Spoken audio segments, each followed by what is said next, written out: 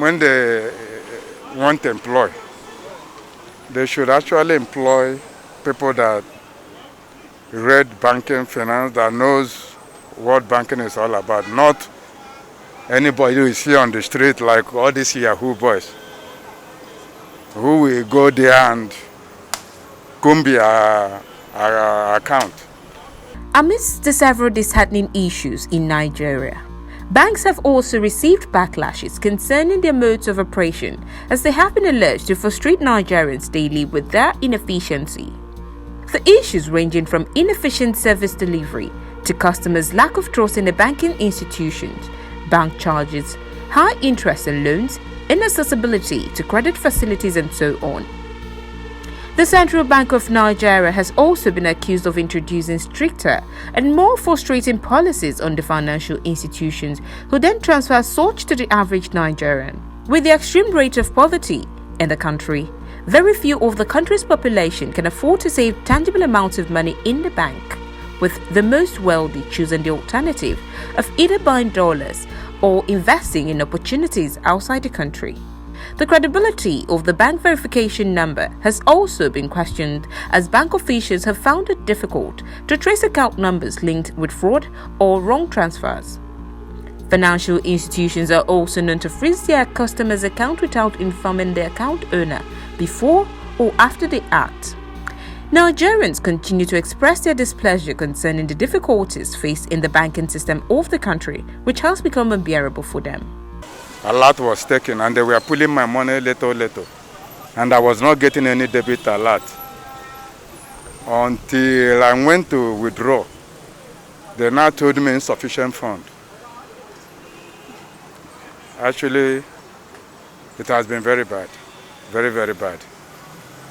A lot must be done to change that. Otherwise, people will prefer putting their money in the house instead of bank. For like now, for the past how many months, I don't even have an account because I'm not even sure of their banks. It's like the Yahoos are the owner of banking system in Nigeria now, the Yahoo boys. And I was shocked. And I heard this thing from one of my colleagues told me that the Yahoo boys have already upgraded more than even the banking. Better for you to dig a hole in your house and hide your money. If your money finish, you die. But if the money is there, your life continues. Very careless of people. FCMB is the most done. Let me give you the detail. Please go ahead. Okay, that's not so. Yes. Okay. Now we have been the man for more than 3 hours. More than 3 hours. I said more than 3 hours. Listen to me. We are here. They know bank is in court is in section. That's true. After when they come the second time, after the first time they come the second time, they see the man who was on the phone. Now agree that they will give us 60 naira. How much? 60 naira. Okay. Now I have to call the boy. By the time the boy came to this place, the man is already dead. Man is money. It's like the person talking is a driver that is taking them around since on Friday. That's a person online. That's person live.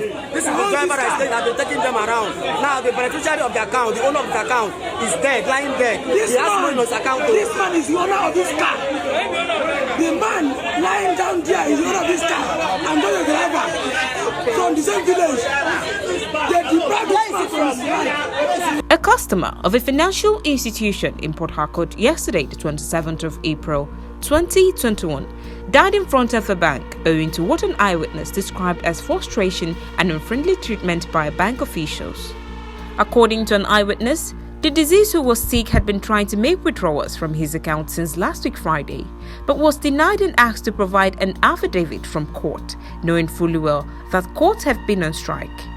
He further said before the son could provide the affidavit as requested by the bank officials, the deceased, while waiting, died right in front of the bank. The incident angered the family members and other customers as they gathered in front of the bank protesting against unfavorable policies in the Nigerian banking sector and demanding justice. I was coming down to my house, so I received an alert of 45,000. I saw the alert, the credit, I saw it. So before I reached my house, they removed 15K Subsequently, after 30 minutes, I saw another debit again, 15,000. Before 11 in the night, the money was taken away by an unknown person. And I was left with nothing. I complained, I think after the lockdown, I complained to them. I even closed the account. Even right now, that account is closed. For you to have access to the money is another issue. And it's very stressful, and including the protocol given by the NCDC in respect of the COVID-19 situation.